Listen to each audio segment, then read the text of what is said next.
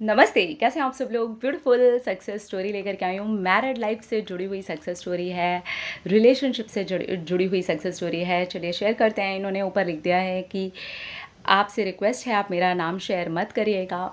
नहीं करेंगे। और मैं आज आपसे अपनी मैरिड लाइफ की सक्सेस स्टोरी भेज रही हूँ और मेरी ये सक्सेस स्टोरी लिखते हुए मेरी आँखों में खुशी के आंसू हैं और ये बदलाव आपकी वजह से आया है। लास्ट ईयर 2022 जून में कुछ घर में ऐसे हालात बिगड़े कि मेरे इन-लॉ सास और ससुर को मुझसे बहुत ज़्यादा कंप्लेंट्स थीं, जबकि शादी को 12 साल हो गए थे और मेरे हस्बैंड का उनके ऊपर ब्लाइंड फेथ कि वो जो कुछ भी बोलते हैं वो मान लेते थे। जिस बात का उन्होंने फ़ायदा उठाया और उनको बोला कि हमें उल्टा जवाब देती है, तेरे ऑफ़िस जाने के बाद हमें परेशान भी करती है, जबकि दी मेरा यकीन मानिए ऐसा मैंने करना तो दूर कभी सोचा भी नहीं था। हाँ, ये थॉट्स ज़रूर आते थे मेरे माइंड में कि मेरे हस्बैंड सिर्फ़ अपने पेरेंट्स की ही सुनते हैं या फिर अगर ये लोग हमारे बीच में बहुत इंटरफेयर करते हैं।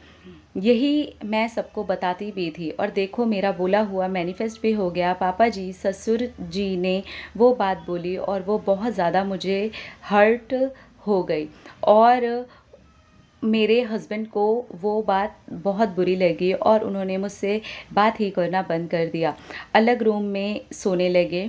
मैं जब भी उनसे बात करने के लिए जाती तो वो मुझे देखते ही फ्रस्ट्रेट हो जाते, रोते कि मेरा सर फट रहा है, जाओ। और मैं भी बहुत ज़्यादा तड़पी थी कि मैंने ऐसा कुछ किया ही नहीं है, बट मेरी बात का विश्वास ही नहीं था उन्हें, क्योंकि उनको पापा जी ने इमोशनल होकर के बोला था।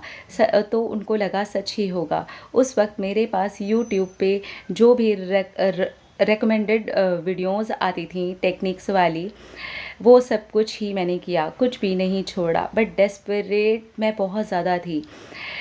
पता भी नहीं था कि डेस्परेट नहीं होना है, पागल सी हो गई थी। टैरो कार्ड रीडिंग्स भी मैं सुनती थी। उस वक्त आँखों में आंसू और बीपी लो मेरा रहता था, कान में ईयरफोन। और बस एक दिन आपकी वीडियो सामने आई, मैंने देखा कि मुझे बहुत ज़्यादा सुकून मिला है आपको अपना बना करके देखने के बाद। आपने अपना बना करके बोलने का तरीका मेरे मन को विश्वास दिलाता था।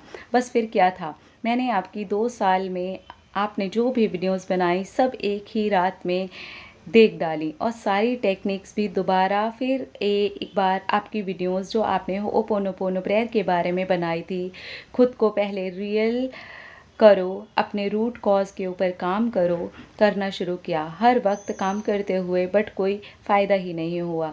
बट जिस टाइम चैंट कर रही होती थी उस वक्त मुझे अच्छा लगता था, फिर वैसे क्या वैसा ही, क्योंकि वो जो रिस्पॉन्सिबिलिटी लेने को कहते हैं उस प्रेयर में वो ली ही नहीं जाती थी। बहुत हिम्मत चाहिए होती है खुद को समझने, सेल्फ लव करने के लिए। नज़रें भी नहीं मिलती थी मेरी, क्योंकि ऐसा लगता था कि झूठ है सब। मैंने बहुत ज़्यादा कोशिश कर ली है, बहुत सारे चैनल्स देख लिए हैं, आपको तो रेगुलर ही देखा था। फिर मैंने और भी चैनल को देखा है, वीडियोस देखी हैं, मज़ा ही आ गया था। सेल्फ लव भी करने लगी, वर्कशॉप भी कर ली और मैं बहुत ज़्यादा खुश भी रहने लगी। आप सब लोग एक ही बात बोलते हैं, अलाइनमेंट में रहो, मेडिटेशन करो। आपसे मैंने 5 सेंसेस मेडिटेशन, डीप ब्रीदिंग पर फोकस करना सीखा। अब तो मुझे यूनिवर्स भी गाइड करते हैं, मेरा जो भी क्वेरी होती है उसी पर वीडियो भी आ जाती है। मैं खुश रहने लगी थी, रात में विजुअलाइज भी करती थी, एक्ट एज इफ टेक्निक कभी कभी, और ग्रैटिट्यूड वॉक भी मैंने शुरू कर दी थी। बट सडनली एक दिन उम्मीद सी टूटने लगी, मेरे आंसू ही नहीं रुक रहे थे, लेकिन फिर भी मन में कहीं ना कहीं ट्रस्ट था कि सब अच्छा ही होने वाला है, सब अच्छा होगा। मैंने यूनिवर्स को बोला, मुझसे कहाँ गलती हो रही है, आपने ये रिश्ता फिर बनाया ही क्यों जब ये सब कुछ मुझे दिखाना था। और उसी दिन अनिल सर के नंबर पर मैसेज किया, मुझे शांभवी दी से बात करनी है। मेरी एक्सपेक्टेशंस ही ख़त्म हो गई थी, बट मिरेकल ये हुआ कि वो खुद मेरे पास आए और हम दोनों गले लग करके बहुत रोए। हमारे पास कोई वर्ड्स ही नहीं थे, यही कि मैंने विजुलाइज़ किया था, क्योंकि मेरे माइंड में यही आया था कि मैं उनसे कुछ नहीं बोलूँगी, और तो और मेरे इन लॉज़ के साथ भी मेरे रिलेशन अच्छे होने लगे। Thank you, thank you, thank you. मेरी सक्सेस स्टोरी बहुत लंबी है, बट मैं क्या करूँ, पूरे 1 साल की आज 10 अप्रैल को मैं अपनी खुशी में आपको अपनी सक्सेस स्टोरी ज़रूर शेयर करना चाहूँगी। अगर पढ़ते पढ़ते आपको लंबी लगी हो तो माफ़ करना। Thank you. ओके, कंग्रेचुलेशंस, बहुत बहुत बहुत बहुत बहुत मुबारक हो।